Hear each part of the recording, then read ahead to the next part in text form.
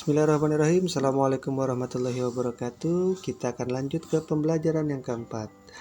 Pemilihan ketua RW di Dusun Bayu telah selesai. Ketua RW terpilih adalah Bapak Bakri Widodo.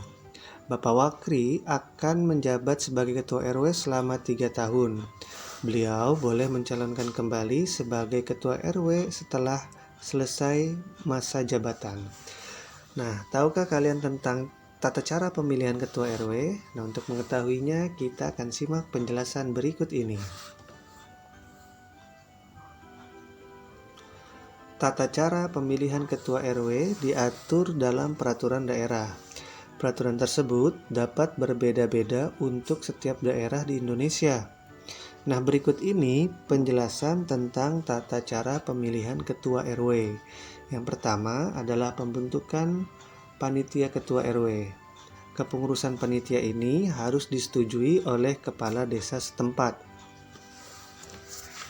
Nah, berikut merupakan tugas panitia pemilihan RW. Nah, yang pertama adalah menyeleksi calon ketua RW, kemudian menetapkan calon ketua RW yang memenuhi persyaratan, menentukan daftar pemilih, menyusun tata tertib pemilihan ketua RW, dan yang terakhir menyelenggarakan pemilihan. Nah, kedua, pendaftaran calon ketua RW kepada panitia dan penetapan calon ketua RW. Calon ketua RW harus mendaftarkan diri kepada panitia. Setelah pendaftaran selesai, panitia akan menyeleksi calon ketua RW dan menetapkan calon ketua RW yang akan maju dalam pemilihan. Kemudian yang ketiga, penyelenggaraan pemilihan ketua RW. Pemilihan ketua RW diselenggarakan oleh panitia. Pemilihan tersebut harus berasaskan luberjurdil atau langsung, umum, bebas, rahasia, jujur, dan adil. Ketua RW dipilih oleh warga masyarakat yang telah memenuhi syarat atau telah berumur 17 tahun atau sudah menikah.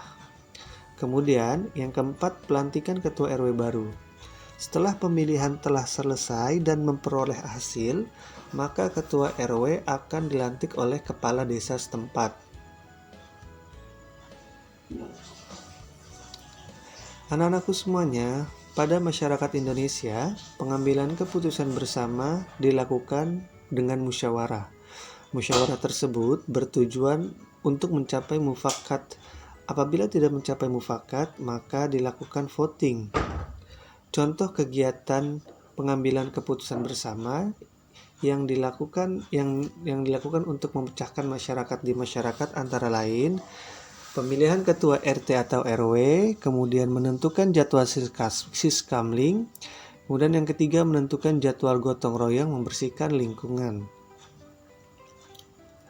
Nah, peran serta masyarakat dalam pengambilan keputusan bersama antara lain mengikuti pemilihan ketua RT atau RW, kemudian mengamati jalannya pemilihan ketua RT atau RW, dan melaporkan pelanggaran yang terjadi pada saat pemilihan. Peran serta masyarakat tersebut merupakan bentuk tanggung jawab sebagai warga masyarakat. Nah, selain memiliki tanggung jawab terhadap masyarakat, sebagai seorang siswa, kita juga memiliki tanggung jawab terhadap sekolah. Nah, berikut ini adalah tanggung jawab seorang siswa terhadap sekolahnya. Yang pertama, menghormati Bapak Ibu guru, kemudian mematuhi peraturan sekolah, menjaga nama baik sekolah, menjaga kebersihan sekolah, dan menjaga hubungan baik dengan semua warga sekolah. Masyarakat di Desa Dayu sangat bersukacita atas terpilihnya Pak Bakri sebagai ketua RW. Dayu dan teman-temannya juga turut serta dalam kegembiraan. Bahkan untuk menunjukkan rasa gembiranya, Dayu mengeluarkan sebuah pantun. Jalan-jalan membeli selasih, dibuat es, aduh segarnya. Ketua RW telah terpilih, semoga hidup damai sentosa.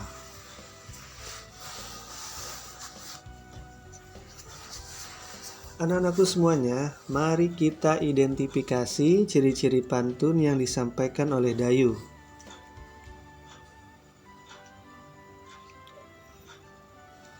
Ciri-ciri pantun. Pantun tersebut terdiri atas 4 baris. Setiap baris pantun tersebut terdiri dari 8 sampai 12 suku kata. Baris pertama terdiri dari 10 suku kata, baris kedua terdiri atas 9 suku kata, baris ketiga terdiri atas 10 suku kata, kemudian baris keempat terdiri atas 10 suku kata. Pantun tersebut juga bersajak AB, AB.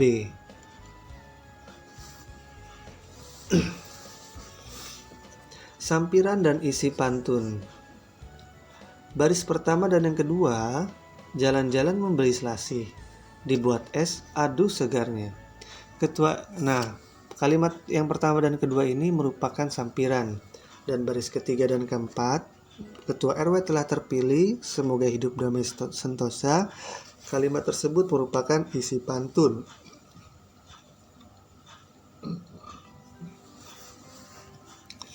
Amanat pantun. Ketua RW merupakan pemimpin warga. Sebagai pemimpin, Ketua RW memiliki tanggung jawab terhadap warganya.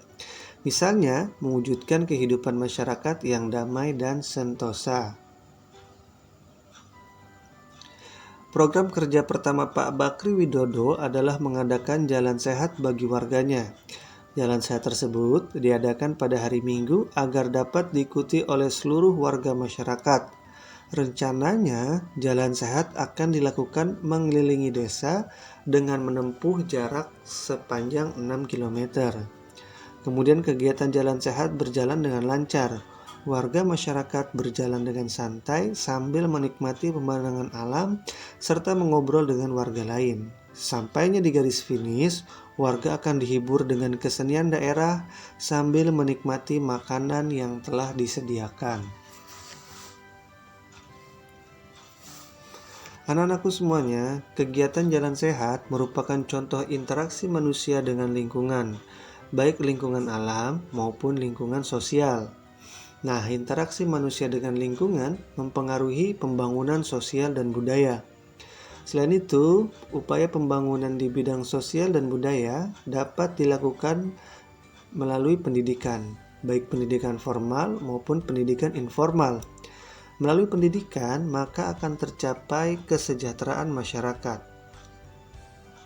Berikut ini contoh aktivitas masyarakat dalam upaya pembangunan sosial budaya. Yang pertama, mengikuti wajib belajar 9 tahun yang telah dicanangkan oleh pemerintah.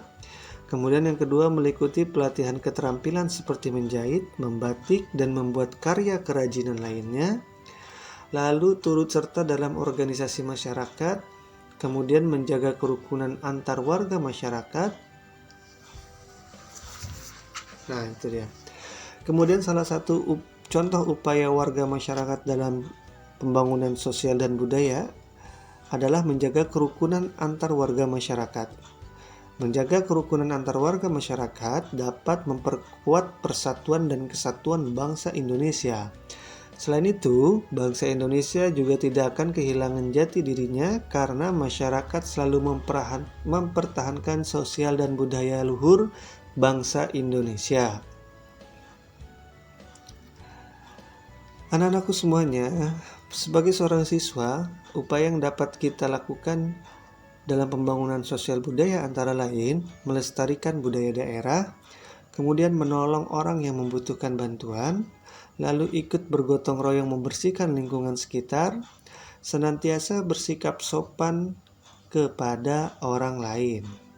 Itu dia pembelajaran tema kita di tema 4 subtema 2, pembelajaran yang keempat. Terima kasih sudah memperhatikan, jaga kesehatan, tetap semangat belajarnya. Wassalamualaikum warahmatullahi wabarakatuh.